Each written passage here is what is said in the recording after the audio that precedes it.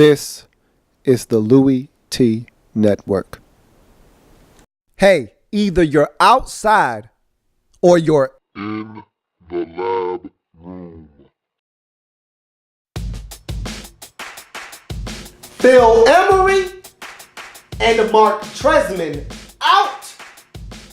Ryan Pace and John Fox in.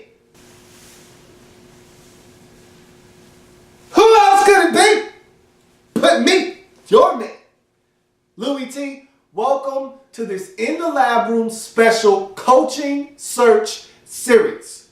Up next, the Bears, who were heavy participants on Black Monday, not only giving head coach Mark Tresman the axe, but also handing a pink slip to GM Phil Emery. How did we get to that point where the Bears were not only searching for a new head coach, but also a general manager?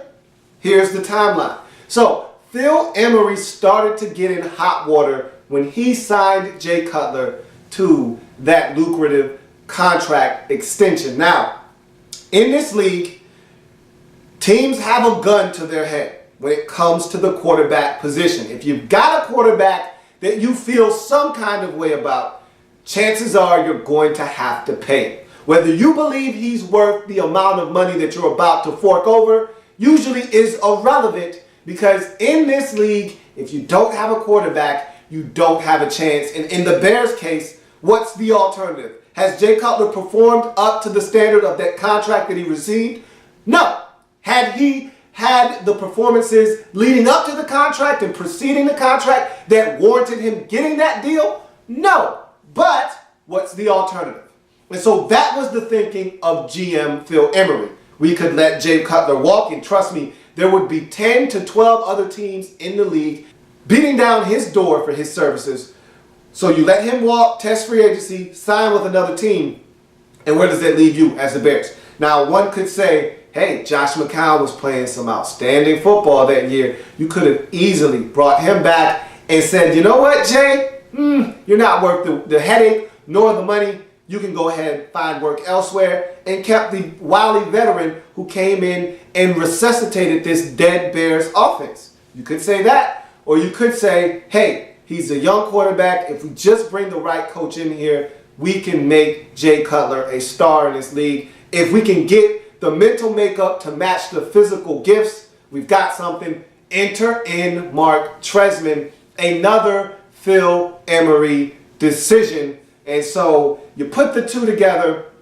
Neither has worked out the way that Phil Emery was looking for them to work out. And so now the problem lies is that, hey, not only did the head coach who you brought in, he hasn't worked out. And last year was an absolute train wreck, the likes of which we haven't seen in Chicago, I venture to say, ever. I mean, we've seen some, coaching situations in Chicago go downhill, but man, that one was a firestorm last year. Whether it was Tresman looking like he's losing control of the team, or it's Aaron Cromer leaking information to the media that then blows up inside the locker room. You've got infighting between players and finger pointing, and it was just a mess.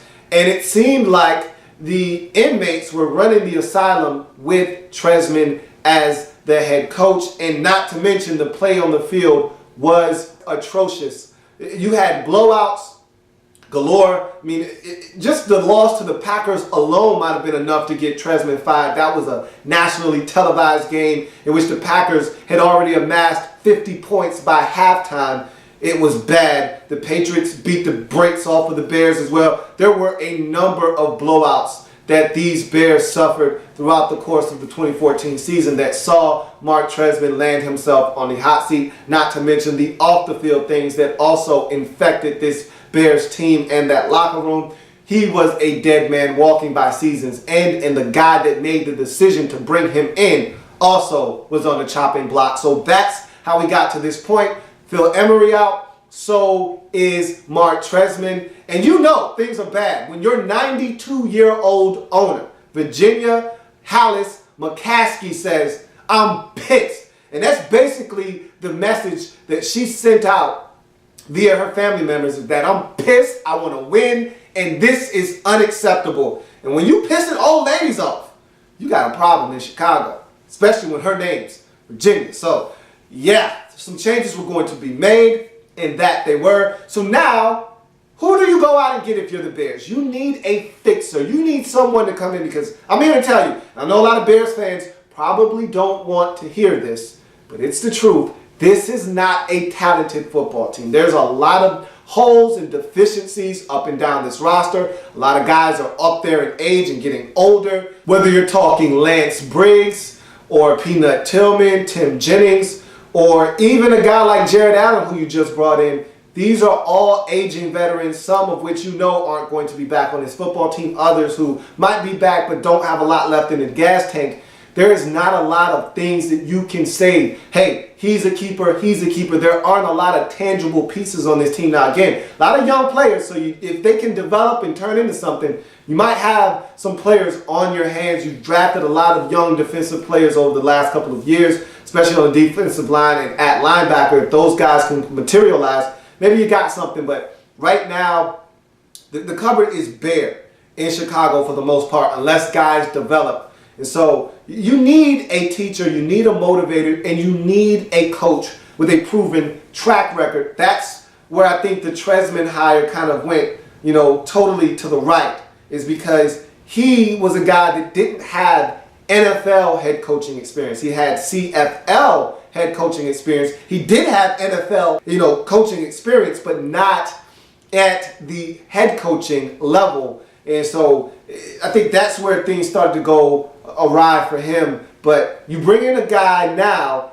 in John Fox, who I think is an excellent candidate for this job, and he's actually the guy that is now going to assume the mantle in Chicago as the head coach. And I couldn't think of a better guy to come in here and coach this team up other than maybe Mike Shanahan. And I know some wouldn't have liked that hire. The only reason I would have mentioned a guy like Mike Shanahan is because of his past success with Jay Cutler. That's the only thing that would have been an attractive fit for me with Mike Shanahan, is the fact that having past experience, and no one has gotten the level of play nor the consistency out of Jay Cutler that Mike Shanahan was able to attain from him in Denver the first 2 years of his career. And so with me, that's what I was looking for. I was looking for the Jay Cutler angle, because to me, your biggest commodity on your football team, especially from an offensive standpoint, is Jay Cutler, your quarterback. If you can get him to work out, this team is tremendously better right now, because you've got the big targets in Marshall and Jeffrey outside. You've got, of course, Matt Forte, who just set the record in the NFL for most catches in a season by a running back, who is Mr. Do-It-All for you offensively. And so you've got pieces. You've got Martellus Bennett at tight end. There are building blocks on the offensive side of the football, where the team really lacks in filling out the roster is on the defensive side. But in order for you to win and you to be consistently in games and not be blown out like you were last year, the offense is going to have to carry the team until the defense catches up. And the only way you're going to be able to do that is if Jay Cutler is at his best. And I thought, hey, Mike Shanahan was the only guy to be able to get him to play his best. So why not go down that road again? But John Fox, not a bad option as a head coach. In fact, you asked me how I feel about this, and I will tell you that I am ecstatic about this hire. Absolutely love it. This is a phenomenal hire by the Chicago Bears, because wherever John Fox has been, winning has followed. He has been in two places as a head coach. Both times he has taken those franchises to the Super Bowl. Now, he has not won, but it's hard enough in itself to get to the mountaintop. John Fox has been there twice, hasn't conquered, but you need to get there first, and he's done that in both Carolina and recently Denver. Didn't work out in Denver. He's out of there. Now he's in Chicago. And the good thing about getting a veteran head coach like John Fox is that he's going to attract a lot of intriguing coordinators as well. And that's something that the Bears need they not only need the head coach to be legit, they also need the coordinators who are going to be working closely with their individual units to also be legit and top-notch. And when you get a head coach with the track record of a John Fox, he's like honey. He's going to attract some damn good bees. And in John Fox coming to Chicago, he attracted some really good bees for this Chicago Bears football team in the form of offensive coordinator Adam Gase. Keep in mind, Gase was with Fox in Denver. Gase was thought to be a front runner for the 49ers job, did not get that one, and so he follows John Fox to Chicago in hopes that Gase can resuscitate the career of Jay Cutler, who for a minute there looked like he could be on the outs in Chicago. Now there could be new life for Jay Cutler in Chicago, and maybe just what the doctor ordered for a quarterback with the amount of talent, but just not the stats and the consistency to match. Maybe Adam Gase is exactly what Jay Cutler needs at this point of his career. And so that's a huge get for this Bears football team. An even bigger get, though, is defensive coordinator Vic Fangio coming over from San Francisco. He was thought to be in the running in the San Francisco 49ers camp as well. Remember, he was the defensive coordinator for the 49ers for the last 4 or 5 seasons. He said, look, I'm not coming back unless I am the new head coach or Mike Shanahan is the new head coach. Well, neither of them got the job as Jim Tomsula ended up being the next head coach of the 49ers. So that meant that he was out as 49ers defensive coordinator, giving him the opportunity to field potential suitors, and he found Chicago as his next landing destination. So Vic Fangio, huge get. And he did have a lot of talent in San Francisco. That is true. But look at what he did last year with all of the injuries, a lot of no-name guys, a lot of guys that they just had to keep plugging in week after week. Guys were going down and new guys had to step in. And Vic Fangio kept this defense afloat. I think he's a very talented defensive coordinator. And so that is what the Bears need, because, again, you've got a lot of young players.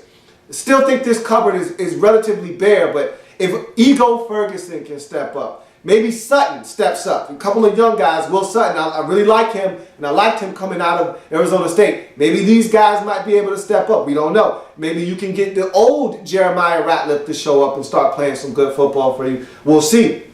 You need the linebackers to start stepping up. A lot of young guys at the linebacker position. Can any of them assume the alpha male role at the linebacker position, take over, and get this group on track? And maybe Vic Fangio will be the answer to that. We will see. Also in the secondary, the safety position has been a thorn in this team's side and continues to be. You threw a couple of Band-Aids, drafted Brock Vereen last year. He got some playing time, still a huge question mark back there is the safety position, but you love what Kyle Fuller brought to this team at the cornerback position. Started off hot, finished the season relatively slow, but he's a young guy that you like. So there's a lot of things that Vic Fangio is going to have to do to make this defense work. One of them could be making a switch to a 3-4 defensive front. Don't know if that is in the cards or not for this Bears team. I really don't know if they have the personnel for that either. However, I think with all of the defensive linemen that you have, you may have enough guys to make it work in Chicago with the 3-4 front, because that's what Vic Fangio did in San Francisco. But again, he could be one of these versatile defensive coordinators, can play a 4-3 or coach up a 3-4 defense as well. So depending on what John Fox decides he wants to do and what Vic Fangio decides he wants to do, we'll see what happens, because John Fox in Carolina had a 4-3 defense. In Denver, it was a 3-4 defense. Somewhat of a 4-3 defense under Jack Del Rio, but they had 3-4 tendencies as well. So it'll be interesting to see what they decide to do. John Fox is a traditional 4-3 guy, so I expect him to stick with that. But again, Fangio coming from San Francisco, 3-4 defense, that could be in the cards. We'll see. Probably going to see a lot of different defensive looks from these two if they put their heads together in Fox and Fangio. But great get for this Bears organization. They needed to have home runs hit at head coach, offensive, and defensive coordinator. And so far, they've hit home runs at all 3 positions. And lastly, the GM hire of Ryan Pace. Now, this is a relatively unknown commodity here. We talked about needing to go out and get a guy with a track record as a head coach. Bears do the exact opposite with the GM position. But again, with the GM position, it's totally different. You're looking to create a star, not necessarily go out and get a guy that's a retread. And so the Bears totally went against the grain here, and they went out and got the youngest GM in the NFL to date. At 37 years old, Ryan Pace looks like a GM prodigy, coming straight out of college from Eastern Illinois, going into the Saints organization. He remained there for the last 14 years, was their director of player personnel, was their director of pro personnel, and was of late their director of player personnel for the last 3 or 4 seasons. And so now he's getting an opportunity to become a general manager.